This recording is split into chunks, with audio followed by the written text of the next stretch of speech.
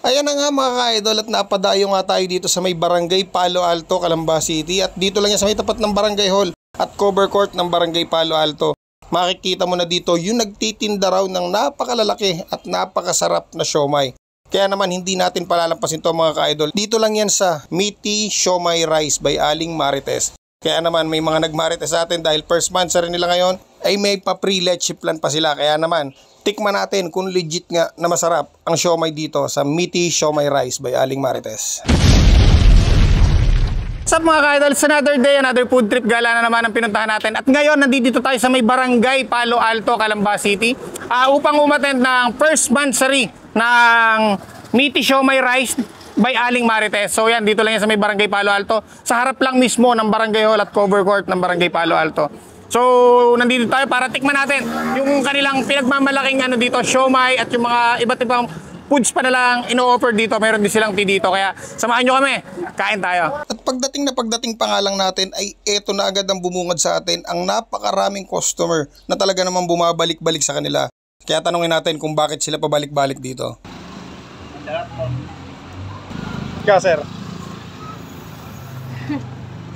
Tumatanggap din sila ng payment through GCash at nagdi-deliver din sila. Para sa mga nearby area, meron tayong charge na 25 to 50 pesos para sa delivery fee. Kung malayo ka naman ay pwede ka ring umorder sa kanila dahil nagpapadeliver sila through Lalamove via Lalamove rate. Para naman sa price list, ito yung mga price list nila para magkameron kayo ng idea kung magkano ang mga menu nila dito sa Meaty Siomai Rice by Aling Marites. O siya, paano? Tama na ang maraming sinasabi. Tikman na natin kung talagang legit na masarap nga ito. Ito yung kanilang serving ng 10 pieces na siomai. Ito ay homemade. Look at this guys. Tingnan mo kung gaano kalaki yung isang piraso niya. Ayan o.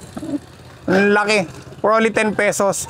Tapos may mga condiments na siya. So may mga toasted garlic siya. May chili garlic. Meron ding alamang. So nasa sa'yo na yan kung anong timpla yung gusto mo. Then meron din silang java rice. And iced tea. Dahil first month sa rin nila ngayon, meron tayong leche plan dito. Pero itong leche plan ma'am talagang tinitinda nyo po to. So magkano isang tab?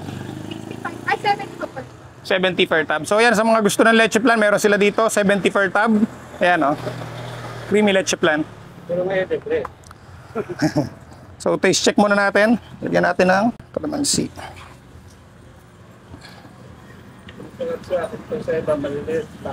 Oo, ang laki. Sulit yung isang toyo. Try muna natin yung walang yung walang chili garlic tsaka walang alamang para mas malaman natin yung lasa.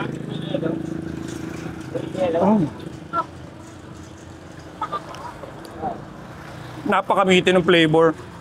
Alam mo na homemade siya kasi hindi yung lasa ng harina yung malalasa mo, talagang meaty yung flavor niya. So try natin ng merong chili garlic tsaka ng merong alamang. Look at this guys. Cheers.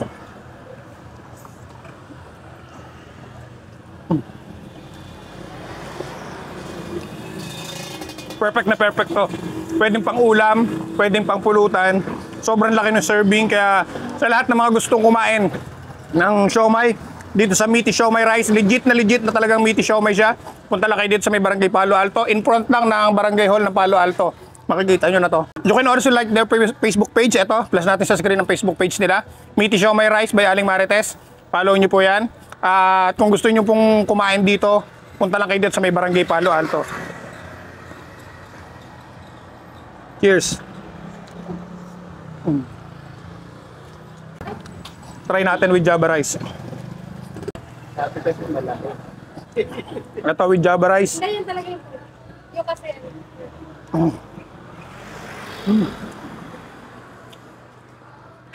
Perfectly matched siomai with java rice. Kasi kanto ni atin.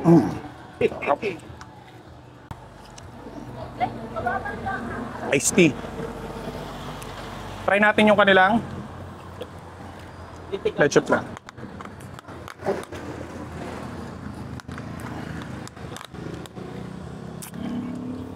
Ito yung 70 pesos nila na leche plan. So try natin.